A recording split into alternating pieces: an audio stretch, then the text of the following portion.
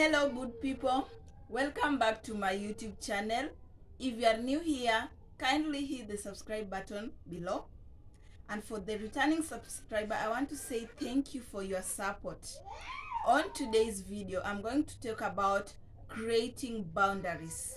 What comes to your mind when you hear the word creating boundaries? Before I continue, creating boundaries refers to creating limits, having limits to conducts that you having limits to conducts. You don't have to accept everything. You have to have limits to conduct. Creating boundaries refers to being able to say this is what I'm okay with and this is not what I'm okay with. So each and every person has to have a limit on what he or she agrees and what he or she does not subscribe to. Creating limits is very important, because without limits you will have problems with a lot of people, and it also helps one to avoid being used in relationships, in whatever thing. Yeah, it helps one to avoid being taken advantage of. So creating boundaries is very healthy for relationships. What does it take to create boundaries? First, you should be honest with yourself. You should be honest with the kind of conduct you like. You should be honest with the kind of treatment you would like a person to give you. So you need to be very honest.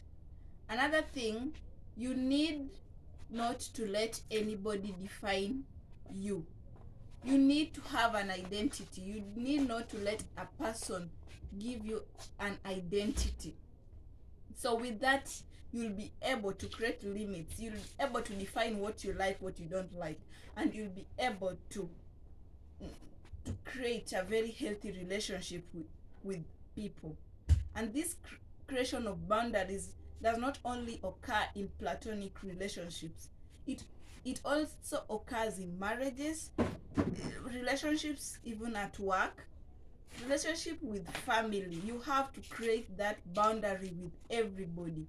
Yeah, with that you'll be able to have very healthy relationships. Another thing, I have 3 solid points in creating boundaries. First, you should know when to say no. Know when to say no. You cannot agree to everything. You should know when to say no. Let's say, for example, a friend asks you for 100,000 and you only have the 100,000 you have is for your budget. Will you say yes or no? You need to say no. That at that point you cannot meet that friend's need. You cannot meet the friend's need at the expense of your need. So at that point you say no. Another instance, when sick and a friend had earlier invited you to go to a party or invites you, you need to say to them, I won't attend your party, or I can't attend. You don't have to give into everything. Second point, be able to say no. You should be able to say no after identifying a situation or a conduct which you cannot do, or you don't believe in.